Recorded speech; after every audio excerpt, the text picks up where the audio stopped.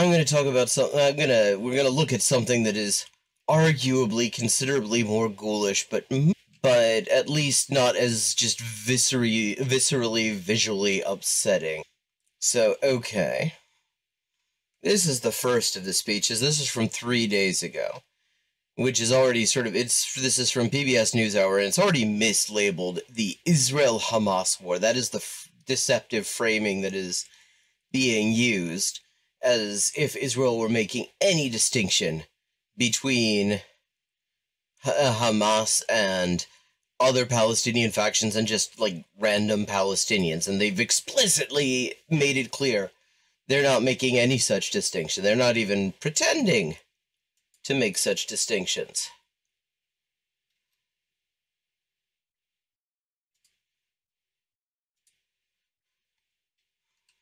I mean, we have seen some of the clearest statements of genocidal intent, clearest public statements in modern history.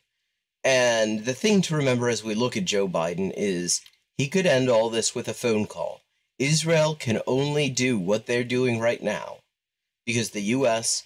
is sending the weapons, the U.S. is providing them with a fucking air force, and the U.S. blocks any effort to hold them accountable internationally for the many atrocities they commit. So here's the first. This is from a couple of days ago.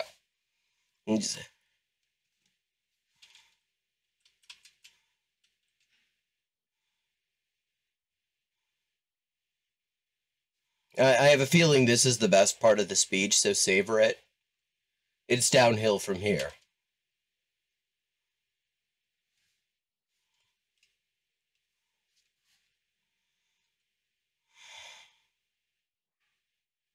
Absolute fucking ghouls. You know, there are moments in this life, I mean this literally, when the pure, unadulterated evil is unleashed. Like, already we're getting off to a wonderful start because he's literally the guy who has it in his power to stop the pure, unadulterated evil that we are all fucking bearing witness to. He could put a stop to this immediately. Israel would simply have no choice. They are totally dependent on the U.S. People of Israel lived through one such moment this weekend. The moment being Palestinians breaking out of the ghetto in which they have been imprisoned and subjected to slow death by starvation and disease quite deliberately, which incidentally is a form of genocide recognized under the UN Genocide Convention for 17 fucking years. Bloody hands of the terrorist organization Hamas, a group whose stated purpose for being is to kill Jews. That is simply not true. What they do, there are two aspects to this particular bit of propaganda. One is to pretend that Hamas has not actually repeatedly made all sorts of attempts to come to terms with Israel. Ever since they got elected into the government in 2006, ever since then, incidentally, the U.S. and Israel do not allow the Palestinians to have elections because they didn't like how that one turned out. They have, since 2009, been offering mutual recognition in exchange for an end to the occupation as the terms that they are willing to accept. They have repeatedly offered Israel long-term ceasefires on the basis of those terms. Israel has actually violated every single ceasefire that they have claimed to agree to. Hamas has actually stuck to them. And Israel actually, if you look at their foreign ministry's statistics, you'll find on like rocket fire, rocket is already saying a lot for these projectiles which don't have warheads in them. You can see during the periods when there is a ceasefire, there's no fire coming from Hamas. However, Israel does not end the blockade that keeps basic humanitarian goods out of Gaza. That was the state before the just absolute horrors of the past few days. Horrors for which this motherfucker is 100% responsible. This is an act of sheer evil. more than 1,000 civilians slaughtered, not just killed, slaughtered in Israel. Among them, at this time, that would have been the total number, which would have included the Palestinians slaughtered by Israel. At least 14 American citizens killed. Parents butchered using their bodies to try to protect their children. Again, I mean, now, the stuff he's about to get into, first of all, content warning, it's graphic, and second of all, he's about to list a bunch of stories that were put out by Israeli propaganda about alleged Palestinian atrocities, and every single one of these stories has fallen apart. Either it's been outright refuted, it's been retracted, or subsequent evidence has seriously called it into question. Stomach-turning reports of babies being killed. Entire families slain. I mean, this is accurate if it's in the sense that Israel has been doing this. There's no evidence of the Palestinians doing it. Young people massacred while attending a musical festival to celebrate peace. Celebrate peace. First of all, it was a musical festival on the perimeter of a fucking concentration camp. But this is one where it's really actually quite unclear exactly what happened. There's very little footage. It's extremely sketchy. It mostly just shows people running away. One thing that it does show very clearly is a fair number of armed police mingling with the ravers. It was just before anything went down. Now, there was, in addition to this, there was a military base nearby. So it is really unclear exactly what went down. Palestinians haven't had anything to say about it, and what Israel has offered has been, like, just, you cannot be confirmed with independently at this point. Women raped, assaulted, paraded as trophies. Yeah, the claims that Palestinians raped anyone have been retracted by major media outlets because there's no substantiation. Trophies. And the parading as trophies also, at this point, has been refuted. The image in question was of a woman who turns out to be alive, according to her mother. And she was being taken to hospital. Families hid their fear for hours and hours, desperately trying to keep their children quiet to avoid drawing attention. I mean, to the extent... I mean, what's fucked up about this, what is deeply fucked up about this, is that these are accurate descriptions of shit Israel has done. But he won't say a word about what Israel has done. Thousands of wounded, alive but carrying with them the bullet holes and the shrapnel wounds and the memory of what they endured. I mean, like, what about the more than 50% of the population of Gaza that is under 20 and the substantial... nearly half who are under 15, and all they have known is slow genocide by starvation and disease, punctuated by occasional massacres. Massacres that this motherfucker has never once said a single critical word about in his entire endless political career as a professional racist. You all know these traumas never go away. Still so many families desperately waiting to hear the fate of their loved ones, not knowing if they're alive, dead, or hostages. Infants in their mother's arms, grandparents in wheelchairs. We're going to just skip over this bit. Is again, first of all, it's there's like no evidence of it being done by Palestinians. He's being very careful in the way he says it, I think because he's well aware that there's no evidence of it. We will make sure Israel has what it needs to take care of its citizens, defend itself, and respond to this attack. Now, this is something you hear a lot of. This idea that Israel has a right to self-defense and stuff like that. And here's the thing about it. A right to self-defense is not the same thing as a right to use force in self-defense. If you are occupying somebody else, you do not have a right to use force in self-defense against them. Your right to defend yourself from any armed response of theirs is simply to stop occupying them. That is literally the only thing that you are entitled to do. The Palestinians, on the other hand, do have a right to self-defense. They do have a legal and moral right to resist occupation, and they have a right to use force to do it and to receive support from whoever's available to provide some.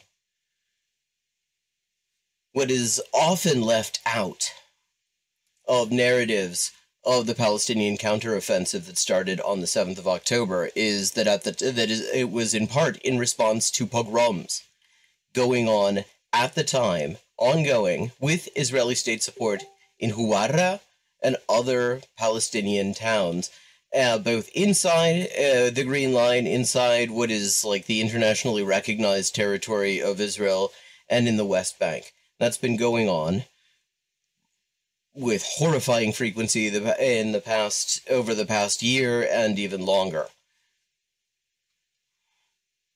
Palestinians have every right to defend themselves from that. There's no justification for terrorism. There's no excuse. Hamas does not stand for the Palestinian people's right to dignity and self-determination. Like you do, motherfucker? Stated purpose is the annihilation of the state of Israel and the murder of Jewish people. First of all, the Palestinian right to self-determination and to end occupation and apartheid is fundamentally incompatible with the existence of a racist colonial regime on the territory of their fucking homeland. They use Palestinian civilians as human shields. This is a lie. This is a huge lie. Israel trots it out every single time somebody points out that they've been bombing just obviously protected civilian targets like hospitals and schools and refugee camps and people's fucking homes. And there's no evidence of it. All they do is they say, oh, well, there were people in the place that we bombed, therefore they are human shields. Meanwhile, Israel has an official, acknowledged policy of using Palestinians as human shields. It's called the neighbor procedure. Supposedly, the Supreme Court of Israel banned it, but they've been using it as if that had never happened. Because it's Palestinians, and the law just doesn't kind of apply to them, at least in the sense of giving them any kind of rights that they can rely on. Hamas offers nothing but terror and bloodshed, with no regard to who pays the price.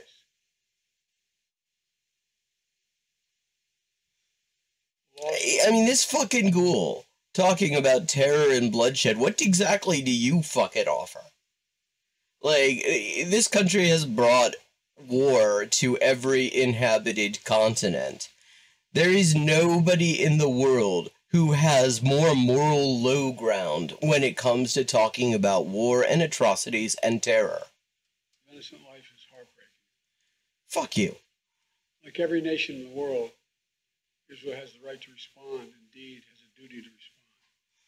Yes, the duty is to respond by ending the occupation, ending apartheid, and letting the refugees get back, and ending the strangulation of Gaza that has made that one of the most densely populated areas in the entire world uninhabitable.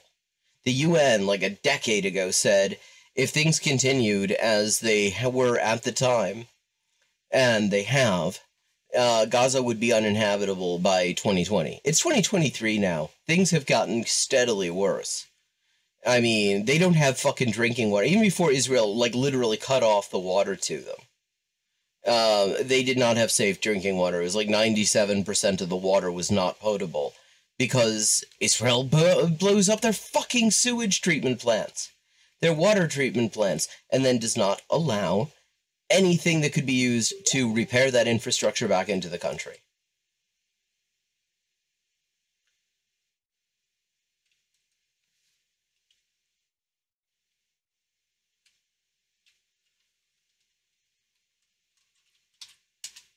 I see, Adrian, that there's something going on with chat.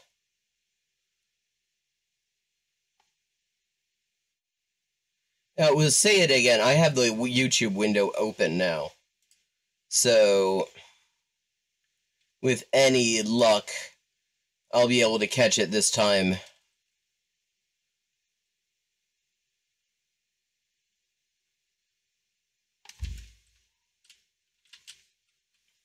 These vicious attacks. I just got off the phone with the third call with Prime Minister Netanyahu. Yeah, Netanyahu at this point had already openly said that they were going to just flatten Gaza and kill everybody who was in there. I told them, the United States experience and Israel experiencing, our response would be swift, decisive, and overwhelming. We also discussed how democracies like Israel and the United States... Democracies like Israel and the United States, like, seriously, fuck off. I mean, as undemocratic as the United States regime is, Israel just doesn't... It has roughly 50% of the population who, because they don't fit... because under the race laws, simply don't have a right to vote. Like, even that just bare minimum standard of democracy is not met by Israel. Stronger and more secure when we act according to the rule of law. Fuck you! Seriously, like, I mean, you can tell that there is no supernatural out there, because if there were any kind of moral supreme being in the world, this motherfucker would have been struck by lightning just by saying this. Because if there's one thing the U.S. has never given a shit about, it is what the rule of law says about the use of military force, what international law says about it, and what the international law says about countries that arm genocidal racist regimes. I mean, if Israel followed international law in this case, what they would do is end the occupation, allow the unrestricted flow of humanitarian aid to Gaza, and pay massive fucking reparations to the Palestinians while allowing any refugees who want to come back to do so. That's what international law says Israel's obligations are. The bare minimum. I mean, there is other stuff as well. But of course the US has been blocking every fucking effort to hold Israel accountable under international law. Terrorists purposely target civilians, kill them. We uphold the laws of war. No, you fucking don't. You've still got a fucking concentration camp on Guantanamo that is a direct breach of the Geneva Convention. The law of war. It matters. There's a difference. Today, Americans... A difference between what? This is so fucking incoherent apart from everything else. Across the country are praying for all those families that have been ripped apart. A lot of us know how it feels. It leaves a black hole in your chest when you lose family. Now, this motherfucker is a black hole. Feeling like you're being sucked in. The anger, the pain, the sense of hopelessness. I mean, those are the feelings I get every time I see this motherfucker on television, to be honest. This is what they mean by a human tragedy. Fuck you. Atrocity. On an appalling scale. On an appalling scale. It is nothing compared to the scale of what had already been announced by the time he gave this speech, what was already very much underway. We're going to continue to stand united, supporting the people of Israel who are suffering unspeakable losses, opposing the hatred and violence of terrorism. God, fuck you. My team has been in near constant communication with our Israeli partners all across the region and the world. And now one thing that you have to keep in mind is that public pronouncements, we're going to be moving on. We've seen enough of this horrible, just bullshit. But here's the thing. Governments know that other governments have a public who they have to sort of keep quiescent. Nobody actually puts a lot of stock in the public pronouncements of other governments that they have a relationship with. When the U.S., and we're going to see Biden doing this in just a moment, when the U.S. sometimes will, hand-wring and express some concern and say, maybe don't kill all the people in Gaza, maybe kill just, 60, 70%, leave a few. The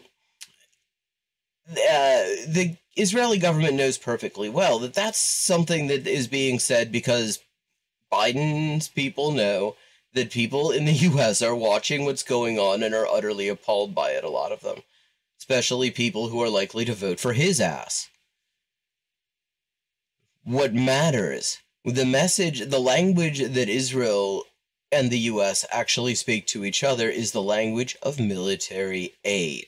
As long as the flow of weapons from the U.S. to Israel is uninterrupted, Israel correctly interprets that as a green light to continue doing whatever they're doing. Okay. So, I mean, that was... So let's move here. They operate by the rules of war.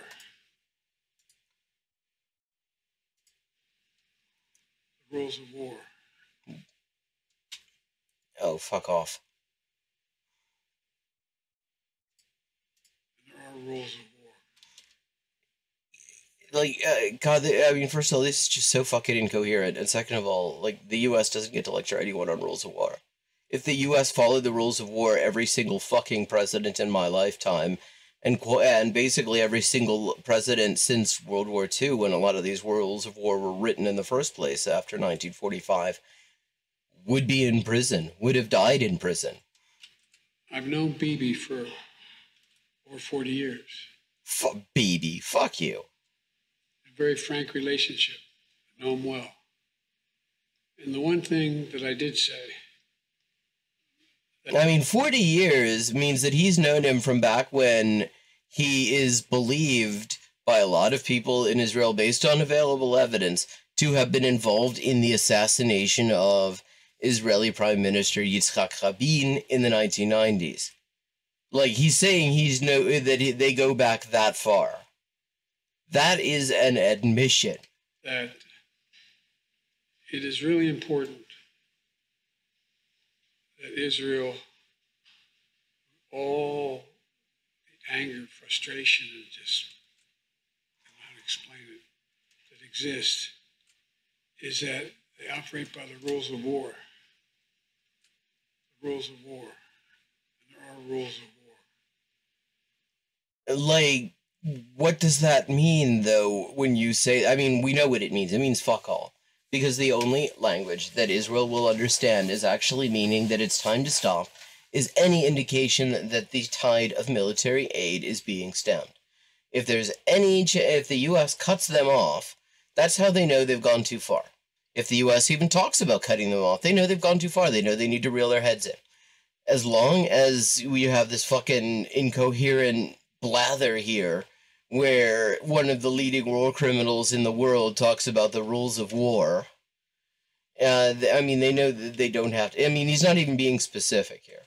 And, I mean, at this point, this is from today. So, Israel has been just eliminating entire fucking neighborhoods off the map. They told 1.2 million people that they just need to evacuate in 24 hours, knowing perfectly well that's impossible. Knowing there's no place for them to fucking go. No, that's just an excuse so that they can say, oh, well, anyone who's left in here is a combatant and it's okay for us to do this to them. I mean, they fuck that, fuck this so much. And I believe Israel is doing everything in its power to pull the country together, stay on the same page, and we're going to do everything in our power to make sure yours will succeed. God willing, to bring home those Americans who are in harm's way. Oh, seriously, it's like, yeah, there are a lot of people in harm's way right now. There are lots of people in harm's way. I mean, this motherfucker didn't show any interest. I mean, a Palestinian-American journalist was murdered by Israeli snipers. And then Israeli cops attacked the pallbearers at her funeral on camera. This motherfucker didn't give a shit about U.S. citizenship then. But now, all of a sudden, he cares about U.S. citizens. I mean, he cares about, like, people's lives and safety. He has not actually shown any interest in the lives and safety of Palestinians, and don't even talk about the fucking humanitarian corridor bullshit. That is just a roundabout way of saying ethnic cleansing, as Palestinian spokespersons have pointed out as well, because If the U.S. and Israel herd the Palestinians into Egypt, first of all, Israel is like outright bombing people who are evacuating according to their instructions. That happened just earlier today. Yet again, that is a regular feature of these fucking massacres. Second of all, who's to say that they're going to be able to go back when this is over? Who's to say there's going to be anything for them to go back to? These are people who were ethnically cleansed out of their homes. That's how they ended up in Gaza in the first place. And now they're being ethnically cleansed out of there, and the U.S. is trying to make that look like a fucking humanitarian gesture. Like, seriously. As ghoulish as Netanyahu is, as ghoulish as that prick Gallant, or any of those motherfuckers are, the people in Washington who pretend to have some kind of moral high ground, pretend to care about the rules of war and all this shit, and all the while are making sure that Israel has the means to continue just murdering people with wild abandon. Those are the biggest fucking ghouls on the planet. I mean, this is just evil, and I hope that it ends and that Palestinians manage somehow to prevent what Israel has announced as their intent, because Israel has said that they want to just genocide people. And Western leaders, one after another, have gone, oh yeah, I think that's a wonderful idea, go Israel. Fucking German politicians talking about it. Just reminding us that denazification remains on the to-do list. The U.S. can end this with a fucking phone call. But they won't make that phone call because they're fine with it, because the Palestinians have nothing to offer them.